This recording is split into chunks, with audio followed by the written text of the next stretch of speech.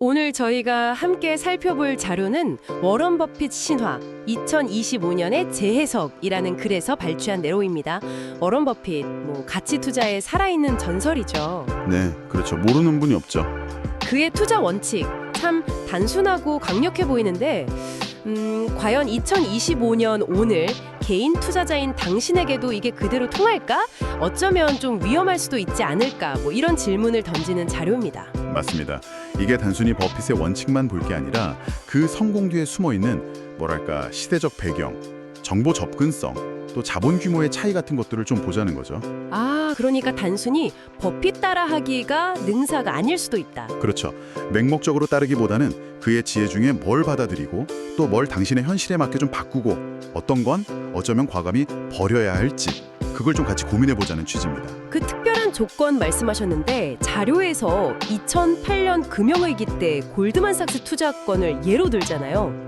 네네. 그 유명한 투자죠. 그때 조건이 정말 보통 사람은 상상도 못할 수준이었죠. 바로 그겁니다. 자료에선 이걸 구원투수에게만 열리는 문이었다 이렇게 표현해요. 버핏은 당시에 골드만삭스 CEO랑 직통전화하면서 내부 정보에 접근했고요. 직접요? 네. 그리고 버핏이 투자한다는 그 사실 자체가 시장에 엄청난 신뢰 시그널을 줬고 그게 곧 협상력이 된 거죠. 그렇군요. 돈만 넣는 게 아니라 그 이름값 자체가 힘이었네요. 그리고 결정적으로 그 버크셔의 막대한 보험 예치금, 플로트가 있었잖아요. 이건 거의 비용 없이 쓸 수 있는 거대한 자금줄이라 단기 손실 같은 건 사실 두려워할 필요가 없었던 거예요. 정보력, 협상력, 거의 무한대에 가까운 유동성, 이걸 다 갖춘 건데. 그렇죠. 근데 개인 투자자인 당신이 이런 거 없이 그냥 위기 상황에서 버핏처럼 싸게 사야지 하고 뛰어드는 건 정말 위험할 수 있다는 거죠. 맨몸 다이빙 같은 격이라고 지적합니다. 듣고 보니 그렇네요. 단순히 좋은 회사를 싸게 산다 이 차원을 넘어서는 배경이 있었군요. 그 자체가 엄청난 해자였네요. 맞아요. 그런데 그런 정보 우위나 내재 가치 대비 싼 가격을 이용하는 것 자체가 요즘엔 좀 어려워졌다고요?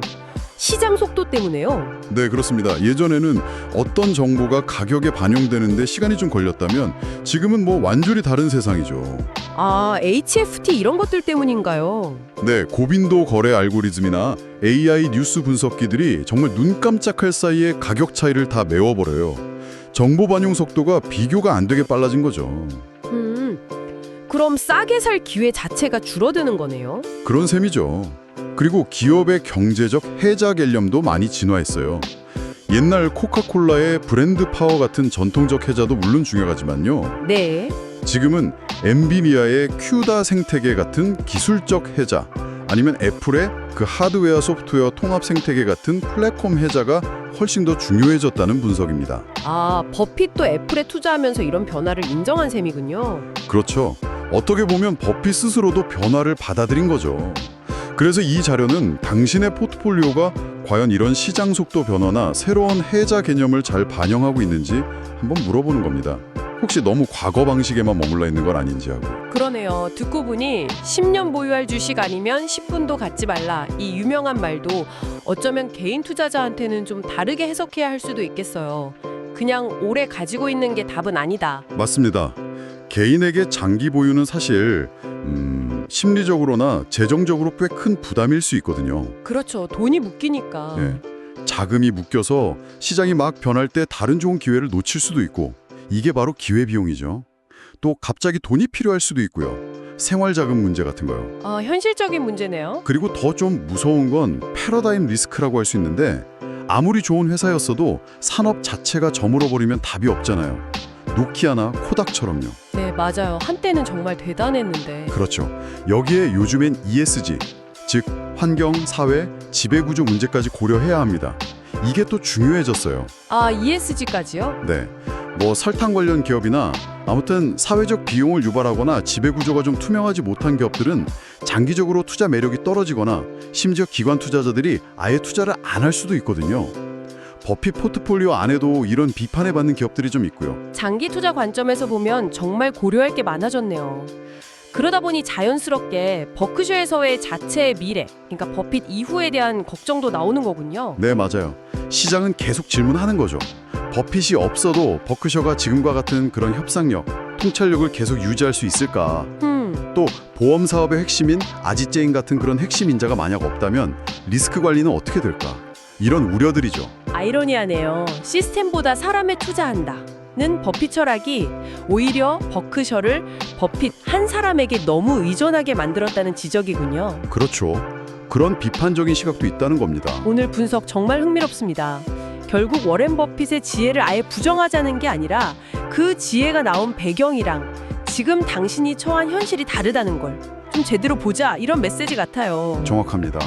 현금 흐름을 보고 기업의 경쟁 우위, 그 해자를 분석하고 복리의 이슈를 믿는 거, 이런 핵심 원칙은 당연히 배워야죠.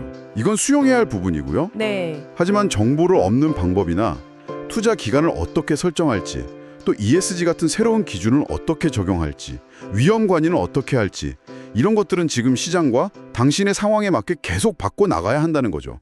이건 변형이 필요한 부분입니다. 수용하고 변형하고. 네. 그리고 마지막으로 버핏이라면 어땠을까? 이 질문에 너무 갇혀서 스스로 생각하는 걸 멈추는 것. 이건 좀 경계하고 버려야 할 태도겠죠? 포기할 부분입니다. 수용, 변형, 포기. 명확하네요. 자, 오늘 분석을 마무리하면서 청취자 여러분, 당신 스스로에게 던져볼 만한 3가지 질문을 제안하며 마치겠습니다. 네. 첫째, 지금 당신의 투자 방식은 정보가 거의 빛의 속도로 움직이는 이 시장에 맞춰져 있습니까? 아니면 혹시 아직도 과거의 느린 시장을 가정하고 계신 건 아닌가요? 둘째, 장기 보유를 마음먹기 전에요. 만약에 그 돈이 묶였을 때 놓치는 기회 비용, 또 예상치 못하게 현금이 필요할 때, 그리고 더 나아가서 그 산업 자체가 혹시 확 바뀌어버릴 위험, 이런 것에 대한 스트레스 테스트를 진지하게 한번 해보셨습니까? 마지막 3번째입니다. 단순히 돈 잘 버는 회사를 넘어서 변화하는 사회의 기준, 즉 ESG까지 충족하면서 지속 가능한 사회적 해적까지 갖춘 그런 기업을 찾아내려는 노력을 하고 계신가요? 이 질문들을 한번 곱씹어 보시면서 전살적인 투자자의 지혜를 바탕으로 당신만의 성공적인 투자 여정을 새롭게 만들어 가시길 바랍니다.